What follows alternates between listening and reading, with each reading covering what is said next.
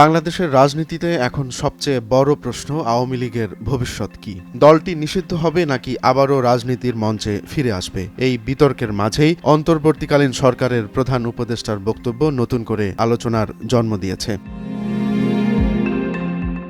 বৈষম্য বিরোধী ছাত্র আন্দোলনের দাবির পরিপ্রেক্ষিতে বাংলাদেশ ছাত্রলীগ ইতোমধ্যেই সন্ত্রাস বিরোধী আইনের আওতায় নিষিদ্ধ হয়েছে। তবে আওয়ামী লীগের রাজনীতি নিষিদ্ধের বিষয়ে সরকার এখনো কোনো চূড়ান্ত সিদ্ধান্তের কথা জানায়নি। অথচ গণহত্যার অভিযোগে অভিযুক্ত এই দলের শীর্ষ নেতাদের অনেকেই ইতোমধ্যে দেশ ছেড়ে পালিয়ে গেছেন। প্রধান উপদেষ্টা মোহাম্মদ ইউনূস সম্প্রতি বিবিসিকে দেয়া এক সাক্ষাৎকারে আওয়ামী লীগের নিষেধাজ্ঞার বিষয়ে প্রশ্নের মুখোমুখি হন। তার উত্তর ছিল, আমরা সবাই এই দেশের নাগরিক, আমাদের সকলের সমান অধিকার, কিন্তু অন্যায়কারীদের বিচার অবশ্যই হবে।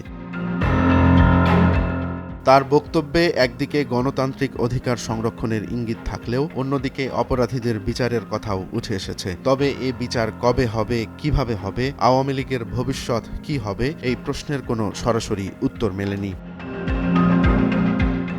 আওয়ামী লীগের নিষেধাজ্ঞার পক্ষে সরব বৈষম্য বিরোধী ছাত্র আন্দোলন ও আরও বেশ কয়েকটি রাজনৈতিক ও অরাজনৈতিক সংগঠন। তবে দেশের বড় রাজনৈতিক দলগুলোর মধ্যে এ নিয়ে স্পষ্ট কোনো ঐক্যমত নেই। ইউনূস বলছেন, সবার সিদ্ধান্তই চূড়ান্ত হবে। তাহলে কি অপেক্ষায় রাখা হলো আওয়ামী লীগের ভাগ্য নির্ধারণ?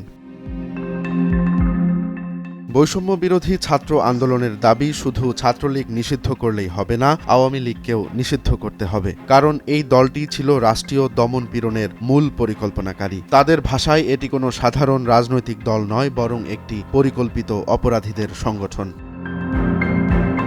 প্রধান উপদেষ্টার বক্তব্য নিয়ে দুই ধরনের প্রতিক্রিয়া দেখা যাচ্ছে। কেউ বলছেন সরকার রাজনৈতিক ঐক্যের বার্তা দিতে চায়, আবার কেউ মনে করছেন বিচার নিশ্চিত করে আওয়ামী লীগকে নিষিদ্ধ করার পথই প্রকৃতপক্ষে উন্মুক্ত করা হচ্ছে। আওয়ামী লীগ কি নিষিদ্ধ হবে, নাকি বিচারের মাধ্যমে দলটি নতুনভাবে সংগঠিত হওয়ার সুযোগ পাবে? উত্তর লুকিয়ে আছে রাজনৈতিক ঐক্যমতের জট খুলে যাওয়ার অপেক্ষায়। আপাতত বাংলাদেশ দেখছে ইতিহাসের এক সন্ধিক্ষণ, যেখানে এক দল চাইছে নিষেধাজ্ঞা, অন্য দল চাইছে ন্যায্য বিচার। সিদ্ধান্ত হবে কখন, সেটি এখন নির্ধারণ করবে বাংলাদেশের সাধারণ মানুষ।